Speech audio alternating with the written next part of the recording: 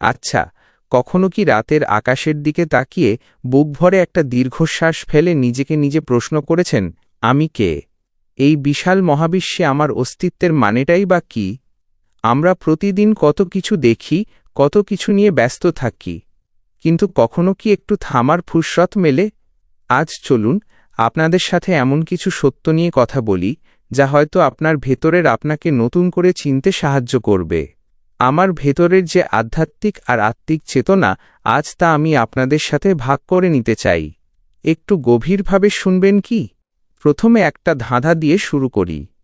বলুন তো, সৃষ্টির সবচেয়ে ছোট জিনিস আর সবচেয়ে বড় জিনিসের মধ্যে মিলটা কোথায়?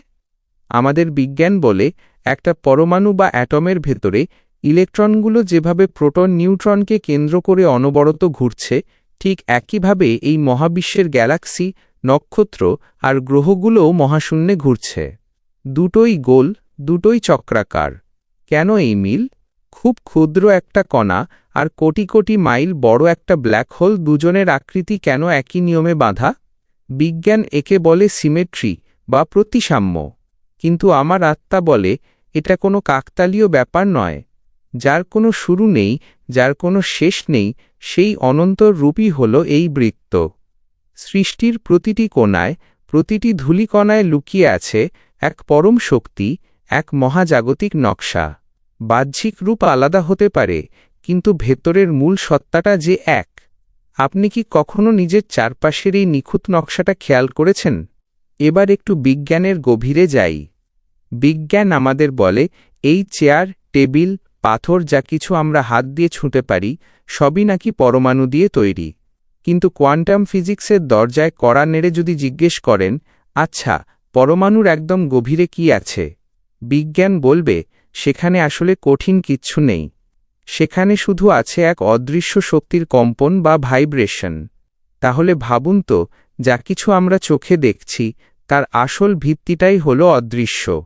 এই যে অদৃশ্য শক্তির স্পন্দন, যা পুরো মহাবিশ্বকে টিকিয়ে রেখেছে, একে আপনি কি বলবেন? আমার চেতনা বলে, এই অদৃশ্য স্পন্দনই হল সেই পরম মহান সৃষ্টিকর্তার উপস্থিতির সবচেয়ে বড় প্রমাণ।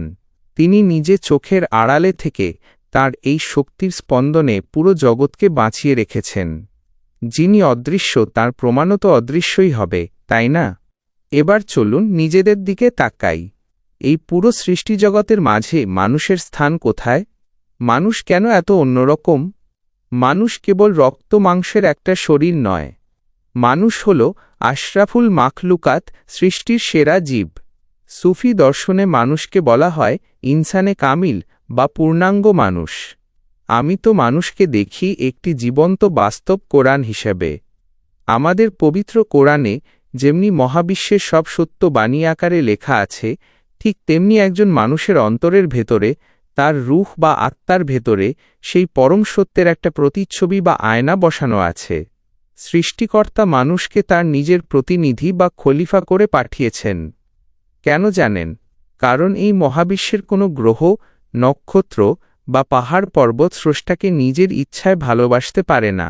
একমাত্র মানুষই পারে তার ভেতরের অদৃশ্য আমি বা আত্মাকে চিনে, নিজের অহংকারকে ধুয়ে মুছে সেই স্রষ্টার সত্তাকে উপলব্ধি করতে। আপনি যখন নিজেকে চিনবেন, নিজের ভেতরের আলোটাকে দেখতে পাবেন, তখনই আপনি মূলত আপনার স্রষ্টাকে চিনতে পারবেন। আচ্ছা, আমরা কি সত্যি কখনো নিজেদের চেনার চেষ্টা করেছি? নাকি বাইরের জগতের গোলকধাঁধায় হারিয়ে গেছি? আমার এই দর্শনের, আমার এই ভাবনার সবচেয়ে সুন্দর জায়গাটা কোথায় জানেন? তা হল প্রেম, ভালোবাসা। আমরা জগৎকে নানা নিয়ম, নানা জটিল তত্ত্ব আর সংকীর্ণ গণ্ডি দিয়ে ভাগ করে ফেলেছি। কিন্তু সব কৃত্রিম দেয়াল ভেঙে যখন আপনি মহাবিশ্বকে একদম উন্মুক্ত চোখে দেখবেন, তখন বুঝবেন সবকিছুই আসলে সেই এক এবং একক সত্তার ভালোবাসার বন্ধনে বাঁধা। সবকিছুই তার মধ্যে বিলীন, আবার সবকিছুর ভেতরেই এক অদৃশ্য চেতনা হয়ে মিশে আছে প্রেম আর মায়া। সৃষ্টি আর স্রষ্টার সম্পর্ক কোনো অন্ধ ভয়ের নয়, কোনো যান্ত্রিক নিয়মের নয়। এই সম্পর্ক হল নিখাদ মহব্বতের, মানবতার। যে ধর্ম বা দিন মানুষকে মানুষের থেকে দূরে সরিয়ে দেয়, তা কখনো সত্য হতে পারে না। প্রকৃত সত্য তো সেটাই, যা মানুষকে মানুষের সাথে ভালোবাসায় মেলায়, আর মানুষকে তার স্রষ্টার সাথে একাত্ম করে দেয়। এই পরম প্রেমই ছিল সৃষ্টির মূল কারণ, আর এই প্রেমই সৃষ্টির শেষ আশ্রয়।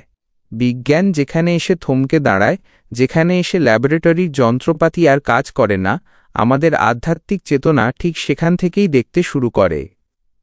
সৃষ্টির প্রতিটি পরমাণুতে, প্রতিটি নিঃশ্বাসে সেই এক পরম সত্তার গুণের প্রকাশ ঘটছে, আর আমাদের অন্তর হল সেই প্রকাশের সবচেয়ে সুন্দর আয়না।